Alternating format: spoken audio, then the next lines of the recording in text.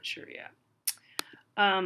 We're going to cover different types of painting and then some of the alternative methods down here, collage and mosaic and tapestry, that come in later, that are more modern.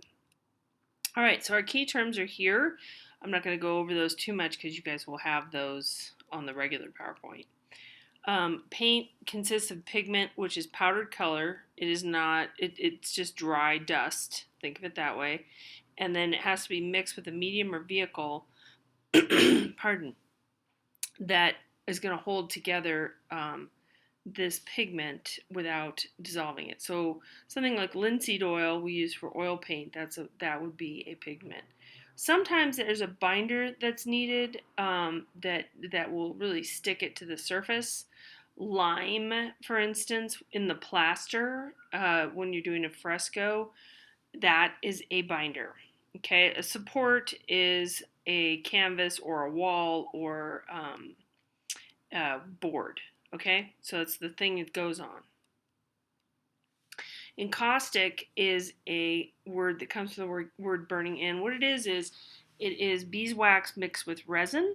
And encaustic, by the way, in Palm Desert, in Palm Springs area, is quite popular, which I think is kind of ironic because it seems like it would want to melt at high temperatures. But there are some really great people that teach workshops if you're ever interested. So as colors are heated, the wax melts and can be easily brushed onto a support where it hardens and cools.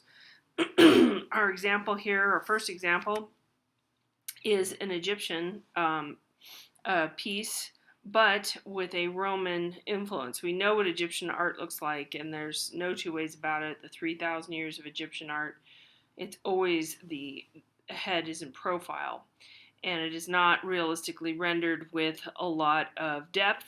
This is a Roman influenced piece because the Romans at the time were in Egypt and influencing Egypt. Okay, you can kind of see it really, well, actually very clearly, that this is a piece of wood. So encaustic is usually on wood.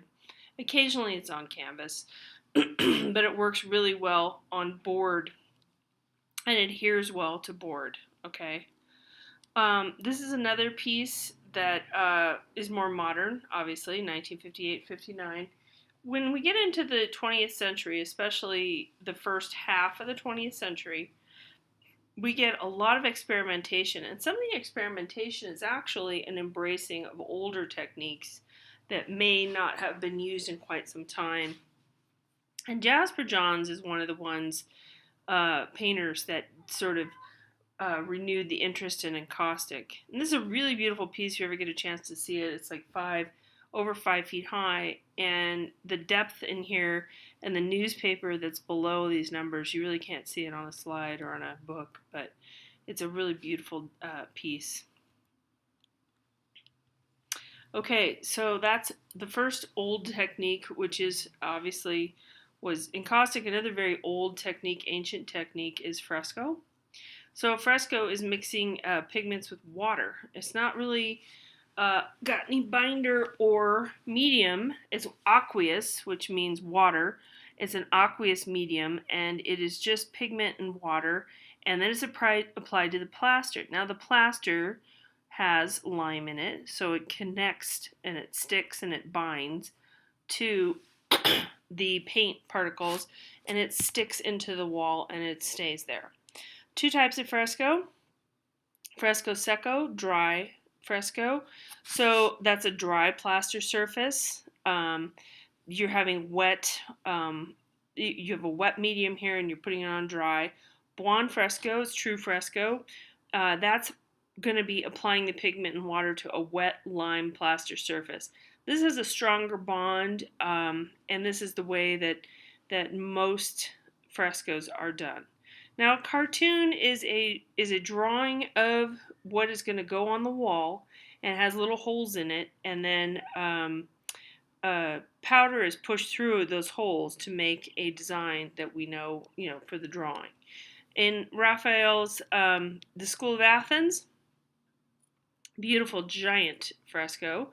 This is in the book, and what we see here is several areas that were worked over time at different amounts of time for different detail. The figures, of course, took quite a great deal of detail. So the cartoons were done in chunks, and there's a good video. I'll see if I can find it on how this is laid out separately. This person right here was done last for some reason. I guess they felt like it was too lacking in a focal point, or I'm not sure. Maybe that was always his design. But at any rate, a lot of this background stuff was put on, and then figures in the foreground were put on later. But you can imagine all this detail up here as well, that's very time consuming, and little tiny parts of this were done at a time. So 26 feet wide, 18 feet high. Another fresco, this is more modern, again, like I said, mid-century, 1942. Diego Rivera decides to bring back fresco and use it to put inside of buildings in the New World, which is Mexico and the United States. All over, he was commissioned to do these beautiful frescoes.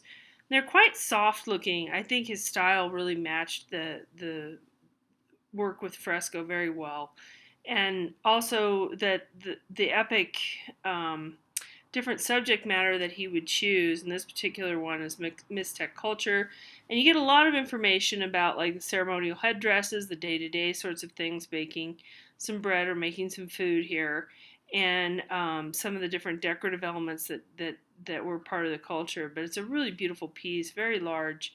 Again, a big 16-foot high piece.